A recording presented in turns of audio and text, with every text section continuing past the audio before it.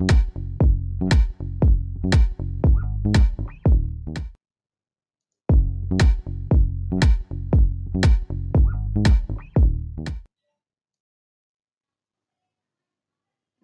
children. Today we are going to continue with our fourth lesson, that is Sishulalanam. Now we shall go to the lesson. Now Vidushaka is replying to the question of Rama. Vidushakaha janantikam aham punaha pritchami prakasham kim namadheyo yuvayor janani. Janantikam aside, aham punaha pritchami, I again. Pritchami is ask. Prakasham aloud. Kim namadheya, what name? Yuvayor janani, your mother. So now Vidushaka is asking, aside I shall ask, aloud, what name does your mother bear? For which the kid is replying, Lavaha tasyaha dve namani. Tasyaha, her, dve namani, two names. Lava is telling she has two names. Vidushaka is asking, Vidushakaha kathamiva. Vidushaka, how come?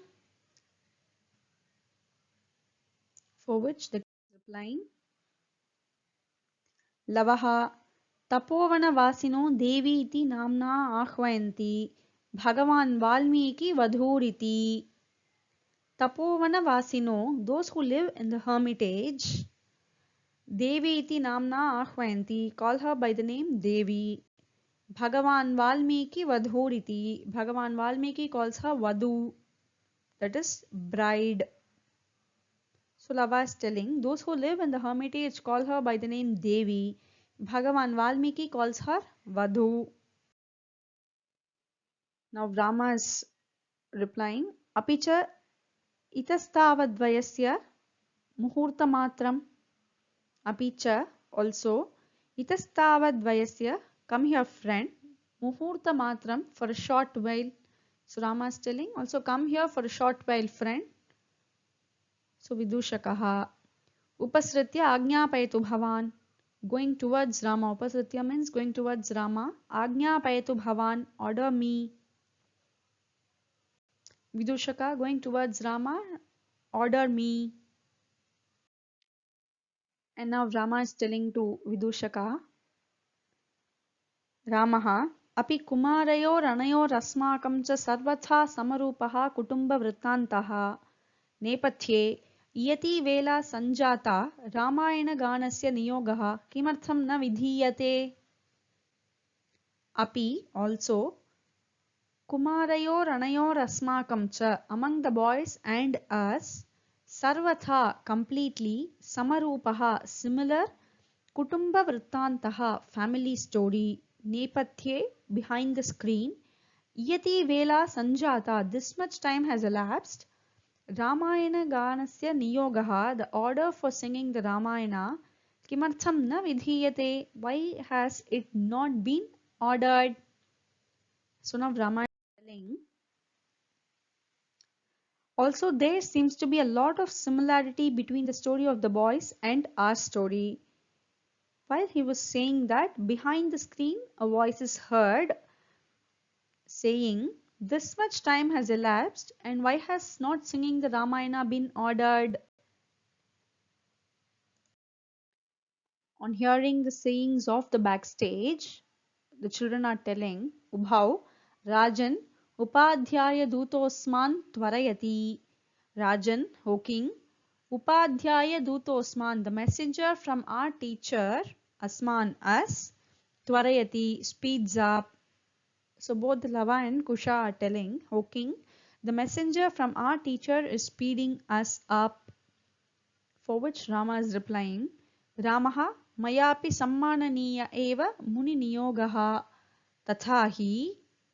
Mayapi, by me also, sammananiya eva is to be considered, muni niyogaha, the order of the sage, tathahi, therefore. So now Rama is telling, the order of the sage is to be considered by me too, therefore. भवन्तौ गायन्तौ कविरपि पुराणो व्रतनिधिर्गिरां सन्दर्भोऽयं प्रथममवतीर्णौ वसुमतीं कथा चेयं श्लाघ्या सरसीरुहनाभस्य नियतं पुनाति श्रोतारं रमयति च सोऽयं परिकरः. I repeat the shloka. भवन्तौ गायन्तौ कविरपि पुराणो विरतनिधिर्गिरां सन्दर्भोऽयं प्रथममवतीर्णो वसुमतीम्. कथा चेयं श्लाघ्या सरसीरुहनाभस्य नियतं पुनाति श्रोतारं रमयति च सोऽयं परिकरः. We shall see the padacheda. Bhavantau gayantau kavihi api puranaha vratanidhihi giram sandarbhaha ayam prathamam avatirnaha vasumatim katha cha iyam shlaghya sadasiruha nabhasya niyatam punati shrotaram ramati cha saha ayam parikaraha. Now we shall see the anmayam of this shloka. Bhavantau gayantau staha kavihi api puranaha vratanidhihi cha asti ayam giram sandarbhehe pratamam vasumatim avatirnaha iyam cha sarasiruha nabhasya katha shlaghya saha cha ayam parikaraha niyatam shrotaram punati ramayati cha. We shall see the word-to-word meaning.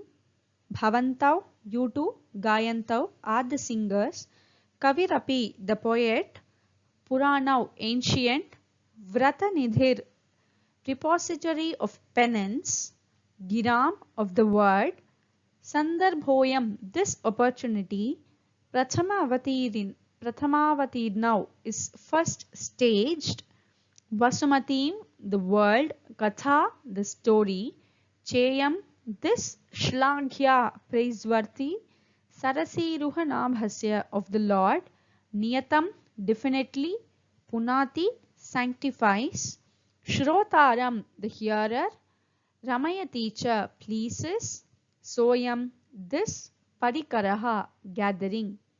We shall now see the whole meaning of this shloka. Rama is telling, you two, Lava and Kusha are the singers. The poet Valmiki is the ancient repository of penance. This is the first opportunity to be staged. The story is praiseworthy of the Lord. It certainly sanctifies the hearer and pleases the gathering. And now Rama is telling, Vayasya apurvoyam manavanam sarasvatyavataaraha tadaham suhrijana sadharanam shrotumichchami.